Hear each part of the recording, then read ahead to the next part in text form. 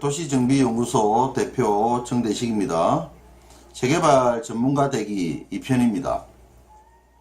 재개발 전문가 되기 프로젝트로 매 한 10분 이내로 100회에 걸쳐 동영상을 올릴 예정인데, 앞전에 재개발 전문가 되기 위해 1편에서 법의 구성과 체계를 공부했습니다.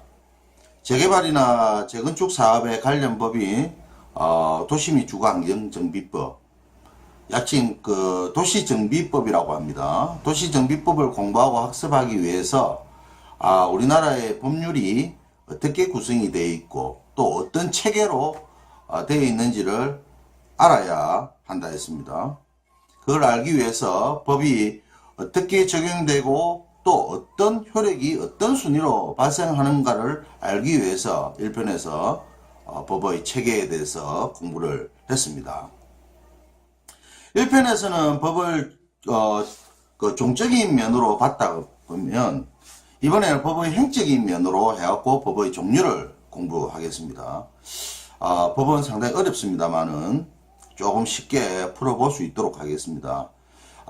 기초적인 부분만 할 거기에 깊이는 들어가지 않습니다.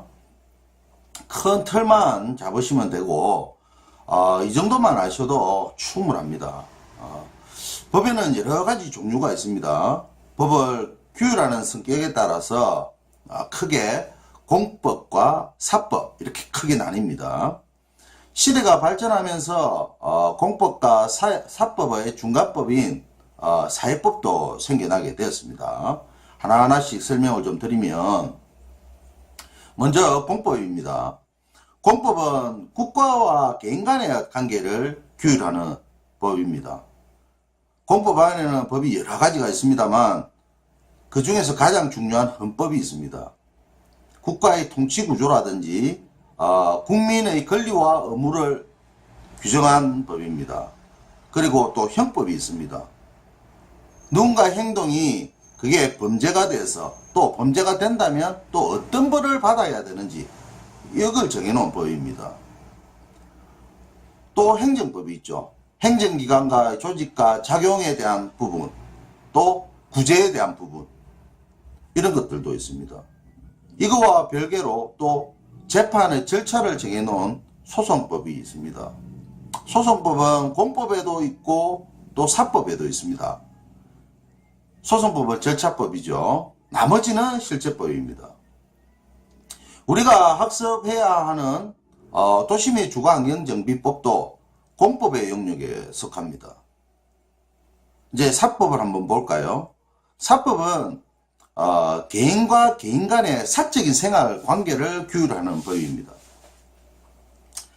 사법 안에는 여러 가지가 있습니다. 사법도 역시 여러분들이 잘 아시는 민법이 있습니다. 민법은 가족관계와 또는 재산관계를 정해놓은 법입니다. 민법도 되게 복잡합니다. 그리고 민법의 특별법인 상법이 있습니다. 기업의 경제생활 관계를 정해놓은 법입니다. 그리고 또 여러가지 특별법이 많이 있습니다. 임대차보호법이라든지 상가임대차보호법, 주택임대차보호법 다 있습니다. 그리고 시대가 바뀌면서 법도 진화를 합니다. 사람들의 경제활동이 자유로워지고 또 자본주의가 발전함에 따라서 경제가 많이 성장하게 되죠. 그에 따라서 경제가 성장하는 만큼 사회 문제도 많이 생깁니다. 이런 문제를 해결하기 위해서 생긴 법이 사회법이라고 할 수 있습니다. 사회법은 공법과 사법이 혼합된 법입니다. 개인생활에, 쉽게 말해서 개인생활에 국가가 개입을 할 수가 있다 보니까 거기에 대한 권리와 의무의 관계를 정해놓은 법입니다. 사회법에는 여러 가지가 있습니다. 노동법도 있고 또 사회가 발전되면서 사회보장법, 또 경제에 관련된 법, 이런 것들도 있습니다. 본래 사회법은 사법의 영역에 속합니다. 우리가 사법이란 것은 사실 국가가 개입하지 않는 것이 원칙입니다. 사적 자치의 원리를 인정해 주는 거죠. 개인의 자유의사에 따라서 관계를 형성하고 해결하는 게 그게 주 핵심입니다. 그런데 이 사법 관계에 국가가 개입을 하게 됨으로써 이제 사회법이 만들어지게 된 겁니다.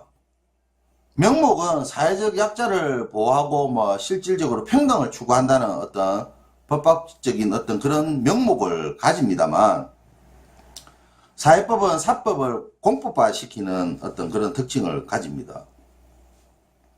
이렇게 크게 공법, 사법, 사회법 이렇게 행적인 개념으로 이제 법이 구별됩니다. 크게 어렵지 않습니다, 여러분. 재개발 사업을 공부하기 위해서 앞으로 많은 법을 공부하게 됩니다. 근간이 되는 도시 및 주거환경정비법, 국토계획 및 이용에 관한 법률이라든지, 또는 보상을 해주기 위한 공익사업을 위한 토지 등의 취득 및 보상에 관한 법률, 또 감정평가에 관한 법률, 그리고 건축법, 주택법, 이런 것들이 다 공법입니다.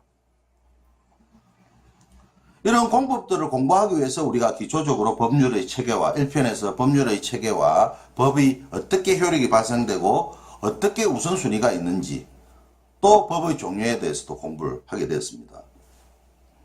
또 공법과 더불어 우리가 사법인 민법도 공부하게 됩니다. 그리고 또 세법도 우리가 공부를 하게 되죠.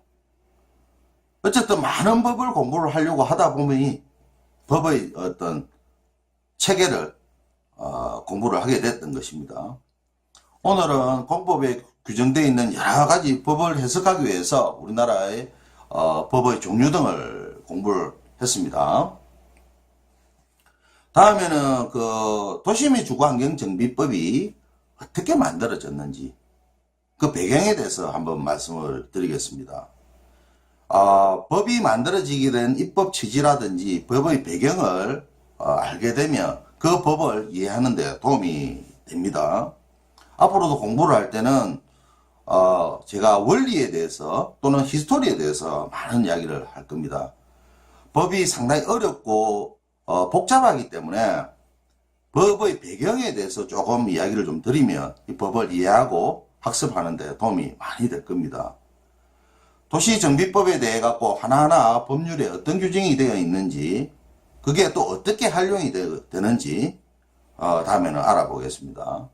오늘 영상이 도움이 되셨다면 좋아요 또는 구독 부탁드립니다.